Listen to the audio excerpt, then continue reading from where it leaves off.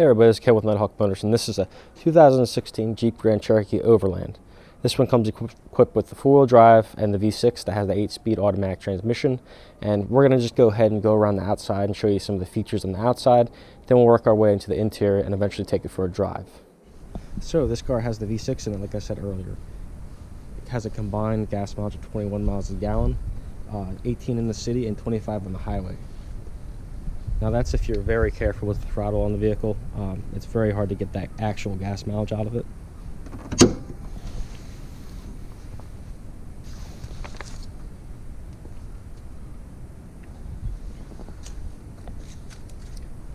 Now this car has the V6 in it, like I said, 3 times now.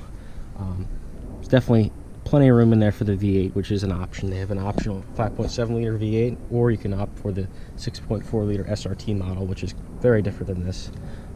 This one also comes with air ride. As you can see there in the shock towers, there's a little air lines leading up to the air ride, which is always adjusting itself, and you can actually put the car up and down for off-roading or driving on the highway.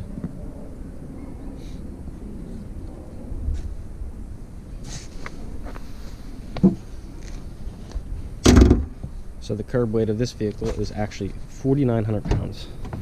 It's quite heavy, but it still has plenty of power with the V6, and it's all you really need as far as a daily driver car that will do well off-road or in the snow. Max payload is 1,100 pounds. That means you can have 1,100 pounds inside the cabin, and I believe it tows 7,000 pounds behind it.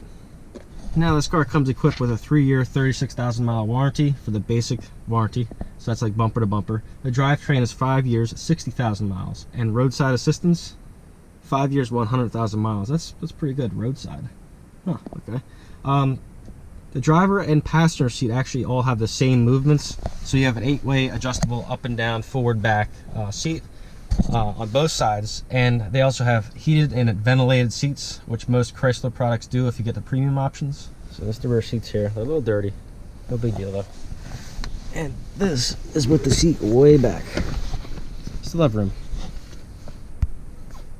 And you know another good part about this car? They have both vents back here for ventilation for air conditioning and heating, and they also have heated seats back here. And what is that, 120 volt power supply? And then USB ports, 2 USB ports, which is very nice. It's definitely a luxurious Jeep for sure. And a big panoramic roof, which we'll get to shortly. So this car does come equipped with heated mirrors. As you can see, they have a little heated strip through there, kind of like they have on the rear windows of vehicles, and a little heat sign. And it also has remote entrance. So basically, lock it, press the button, touch the back of this to unlock it, which is very nice. A lot of cars come equipped with that. It's rare to have a key nowadays, but I figured I'd go over it anyway. Nice solid sound when you close the door. It's a very nice wood dash. As you can see, it has really nice wood stuff around here. Great wood steering wheel. And as you can see, it has a little tire. But as you can see, it allows the keys to have, yeah, we know it's a low tire there, buddy. But as you can see, when you start it up, it allows the keys to save driver details. So basically, it saves where your seat is. It saves where the electrical power tilt steer is here, which you control with that little knob there. And it also saves what kind of audio you have on and phones and things of that nature. So that adds a lot of it makes it a lot easier when you have 2 people using the vehicle, so you don't have to constantly switch around the seat settings and your steering wheel settings. You can just basically get in it and go. Alright, so as far as the stereo goes, it's a 9-speaker 500 watt stereo, which has plenty of sound. There is a subwoofer in it, which is great, and it's a really good sounding unit, especially for, you know, like American cars. I don't like saying that, but there are better systems out there, but for what you're paying for this car, it's really good. It's definitely better than my Honda Accord by a long shot. And it also has an electronic mirror up here, so you don't get blinded if somebody drives behind you. And I believe these side mirrors are also electronic, so they dim when they get hit with a bright light. Now this is the panoramic roof right here. So you can either go auto forward, auto back, or vent it. And then this is the curtain, I believe. Let's see. There's the curtain. So there's your curtain, and then we'll go auto back for opening the vent.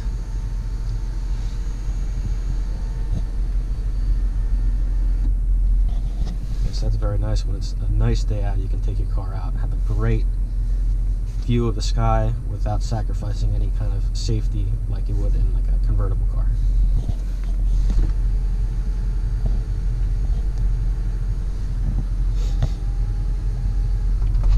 Alright, so like I was saying, this car has airbags for suspension. So basically, you can adjust the height of the suspension with this control right here. As you can see, if you're in park down, you can hit this and it'll lower the suspension on the car.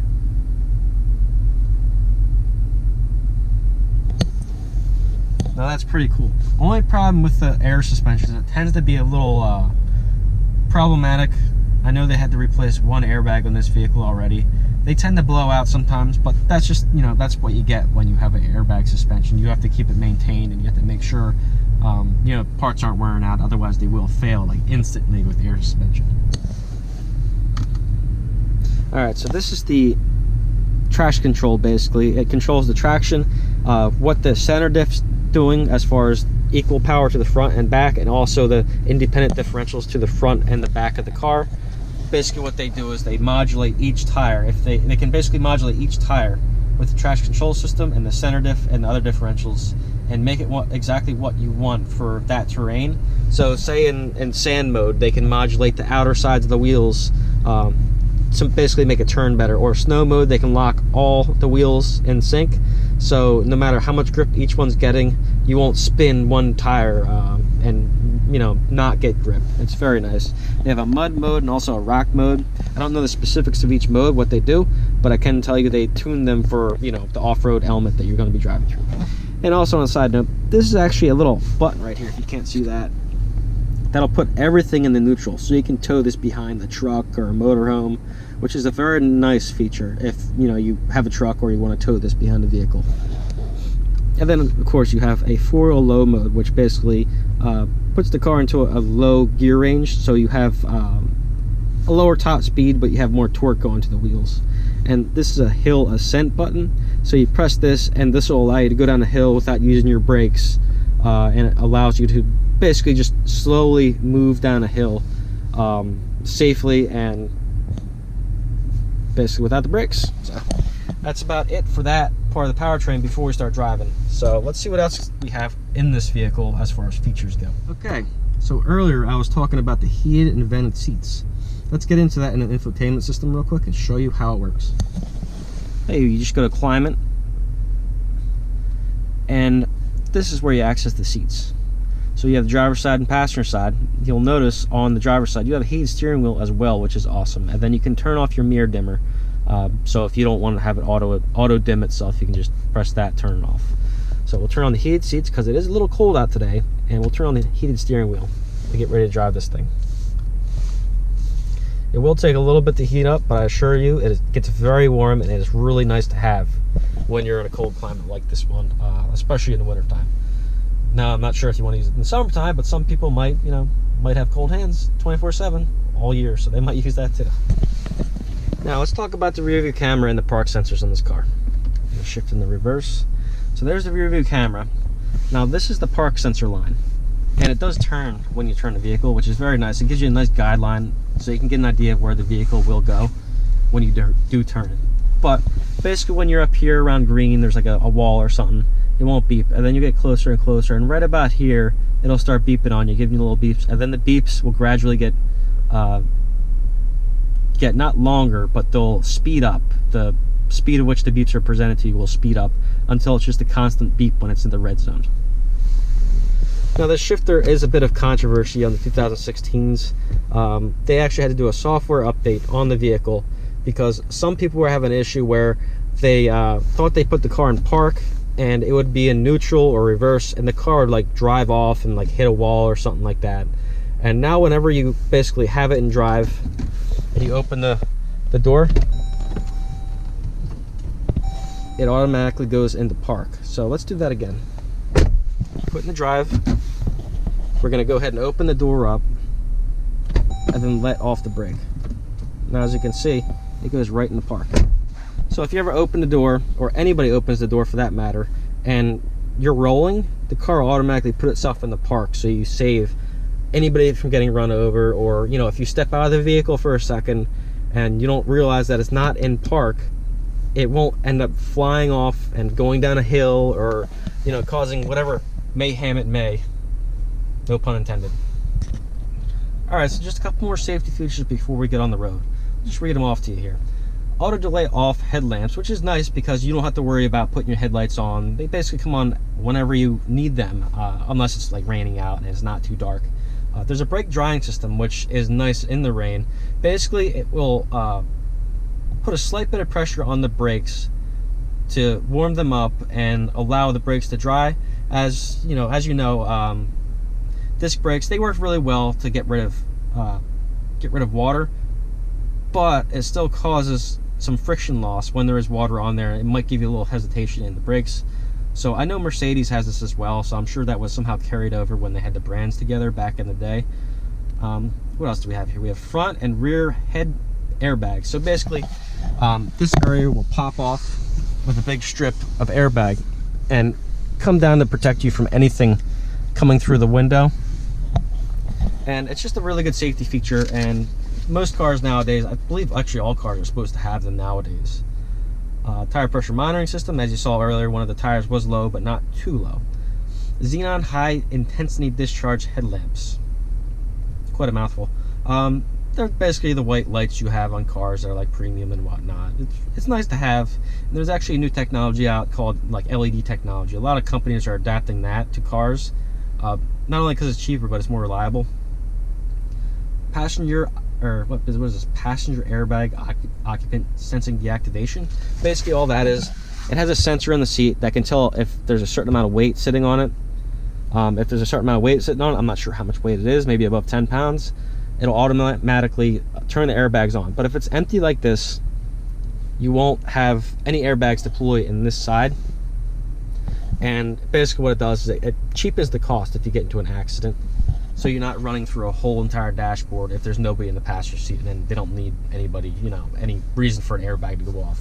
But I know some companies have ran into issues with this, where it won't sense somebody sitting over there, and the airbag won't go off during an accident, which is like really bad. So it's almost, with that in mind, it's almost not worth them doing that. But if it works correctly, it does save thousands of dollars. Alright, so this vehicle does have the assisted rear tailgate. It's really nice. It automatically goes up and down with this little cylinder over here, and then you just press this button to close it. Get out of the way, give it a second, and say you bump into it like this, it will automatically go back up so you don't get crushed, which is very nice. Nobody wants to be crushed as far as I know. Okay, so lastly, before I get on the road with this car, I'm going to just go over the optional engines in this vehicle, because I'm a big fan of engines. I'm sure everybody else is too. This one's got the V6, and I already said it has 290 horsepower and like 260 pounds of torque. There's a 3-liter turbo diesel option, which I'm sure has a little less horsepower, but I'm sure the torque is around 400 foot-pounds. And for anybody that doesn't know, like diesel engines, they're used in those big trucks, and they have a lot of torque for heavy towing capacity. It doesn't necessarily mean the vehicle will be faster, but it should help out with towing capacity. And usually diesel engines are more economical as well, so you should get better gas mileage in there. I don't have exact figures in front of me because I'm not doing a review on the diesel engine, but feel free to go on Google and just look it up if you're really interested. And they also have the 5.7 liter V8 like I talked about before, and the 6.4 liter in the top model. And now actually they have the Trackhawk version. It's got the 6.1 liter Hemi engine with the supercharger from the Hellcat in it. That thing's really cool, but they're around $100,000. So, you know, if you really like the vehicle, obviously you can spend that kind of money on a Jeep. Other than that, you know, I don't really know if you would want to spend. I mean, it is like a top performing vehicle though, so it's pretty cool. I would love to review one of those. But besides that fact, let's get this thing on the road. I'll set up a couple cameras and I'll let you guys know how this thing drives. And if you would, I did make a video about this car about a year ago, driving it in the snow, and just did a basic like little quick video. I'll link that in the description if you guys want to see how it works in the snow as well. Okay, so we'll get on the road here and yeah, let's see how this car drives. All right, so now that we're on the road with the Jeep, it's got a very soft ride. It's got a very soft ride, and I don't have any issues with harshness. Obviously, because it's a Jeep, it's going to be good on the road because it's basically an off-road vehicle. The steering itself is not my favorite. It doesn't really communicate anything, and it feels like it doesn't return the center fast enough. It just kind of feels a bit strange. The engine has a decent sound to it. It's not a V8 rumble, but it definitely has a certain note to it that sounds nice and is semi-appealing to me. I like it better than the 4-cylinder cars for sure, and it feels a lot more smooth than the 4-cylinder cars. As far as brake feel goes, brakes are there. They feel fine. I don't feel like it's over-braked or under-braked at the moment. Feels like the car's got plenty of torque, so it doesn't have to downshift all the time as well, which is always a plus. I always hate it when I try to do a minor acceleration just to get up to speed, and I feel like the engine's struggling and it has to downshift to actually get the job done. I feel like more cars need low-end torque instead of just the top-end power figures at the highest rev range. But yeah, one thing I want to test out real quick is actually the paddle shifters. So basically all you have to do for the paddle shifters is just press one of them and it'll put you into manual mode. And the way you get out of manual mode, if anybody's ever had this happen to them, they don't know what's happening, it's not shifting, you just hold the plus paddle for about 3 seconds and it goes right back in the drive, which is a nice little secret if you really aren't in the cars and you want to be able to research it and you're just kind of like blindsided by it. That's one thing to take away from this. If you ever end up touching the paddle by accident, you go down a gear, up a gear, and it just doesn't want to go back in the regular drive, just hold the up paddle and it'll go right back in the drive for you. But this does have the ZF transmission in it, which is extremely quick. It's one of the quickest standard automatic transmissions out there. It's not as fast as a dual clutch transmission, which you find a lot in like BMW M cars, the Ferraris, McLarens, things like that. And the new GT500 is going to have a dual clutch transmission in it, which I'm kind of looking forward to. But yeah, this is a really good transmission in this car. This is like things they use in BMW, just regular BMW cars, and it gets the job done. It's economical and shifts very, very smoothly, and the overall setup of the ECU for the transmission is done very well and tuned very well for just driving, so it actually knows what gear it wants to be in at all times. Now the throttle response and throttle inputs, they're perfect. I have nothing wrong. There's nothing wrong with the throttle inputs or the throttle response in the car.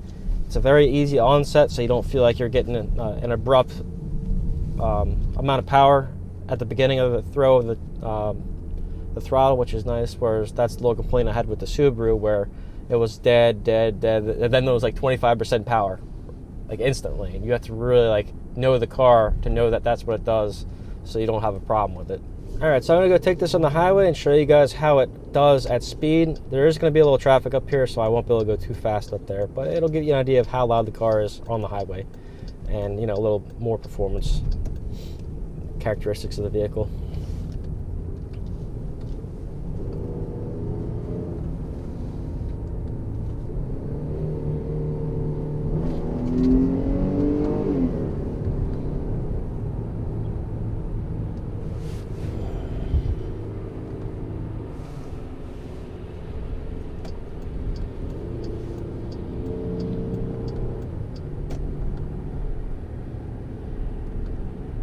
So yeah, that's the review, guys. Hope you enjoyed the video. Be sure to leave a comment, like the video obviously, and subscribe for more content. There's plenty to come up, like Honda Accord videos and BMW race car build videos in the future.